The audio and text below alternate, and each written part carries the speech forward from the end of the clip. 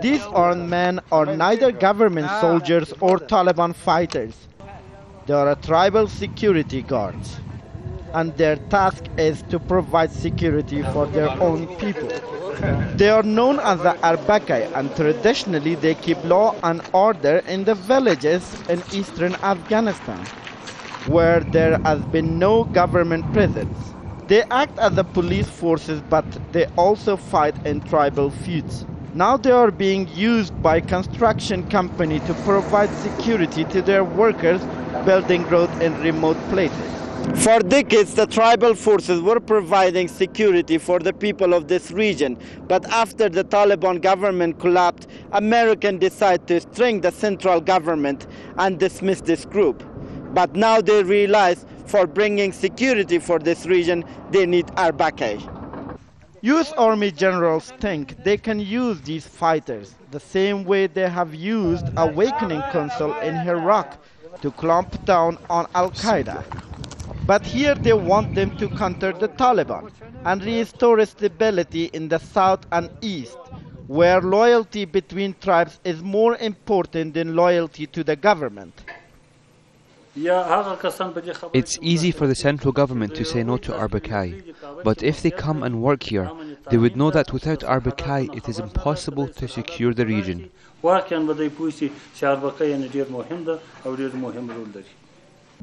The al-Qaeda said they won't take any side in the ongoing conflict between the government and the Taliban. We don't want to fight the Americans or the Taliban. But when we are needed to secure, for instance, construction, we will make sure everyone in the area is safe. Even if the tribal fighters could be appreciated to work with the coalition forces, many are doubting the tribal forces can be a solution to the deteriorating security situation in Afghanistan. Afghanistan is not like Iraq, and unlike the Awakening Council, Afghan tribes will not easily take up arms against their own people. For them, the solution is to the crisis in Afghanistan lies in foreign forces leaving the country. Qais Azimiy, Al Jazeera, Eastern Afghanistan. Our sources in Afghanistan told us that the Americans have already given $2 million to al-Qaeda in Paktia, and they are willing to expand that to the different al-Qaedas operating particularly in the east of Afghanistan. Joining me to talk about al-Qaeda and the new shift in strategy of the US forces here in Afghanistan is Mr. Abdul Wahab Saadat, political analyst in Afghanistan. Thank you very much indeed, Mr. Abdul Wahab, for joining me.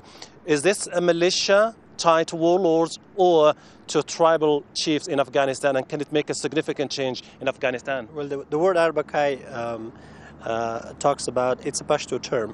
It means tribal guard, and it's based on the tribal ethics, tribal codes, and its importance and significance at this juncture is that the al-Qaeda is also considering one person, and it's also talking about the whole people of al-Qaeda, and they are mainly dedicated to protect the interests of the tribe and protect the security and ensure that the community or the tribe is living in peace. Well, interestingly enough, in the report of Qais Azimiy, they were saying to him in his report that they're not willing to take on Taliban, and they don't want to kill the Taliban fighters. They don't want to be engaged in this politics, and they're not taking any side in this conflict.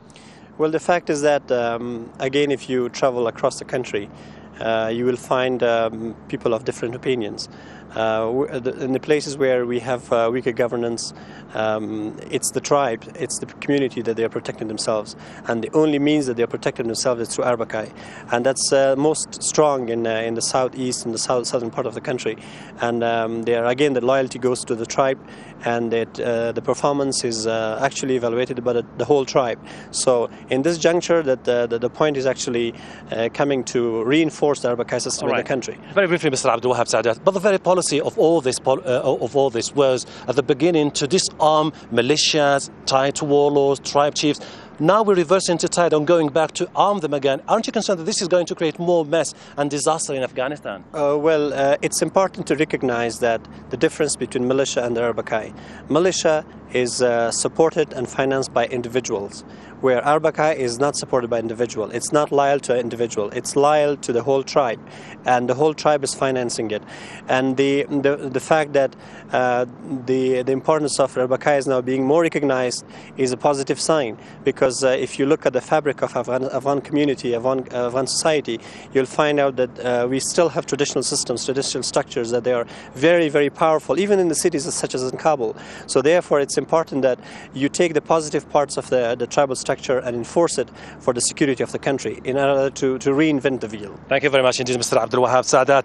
Now it remains to be seen whether the US troops based in Afghanistan and the government of Hamid Karzai will succeed in their attempt to finance the Arbakai, give them support, cash and arms to take on the Taliban and al-Qaeda operating particularly in the very east of Afghanistan. Some say it's going to work, others saying this is not Iraq, and definitely the fabric of the society and the tribes is totally different from what's going on in the Arab world, and that is going to be very difficult to convince people to kill or attack the Taliban.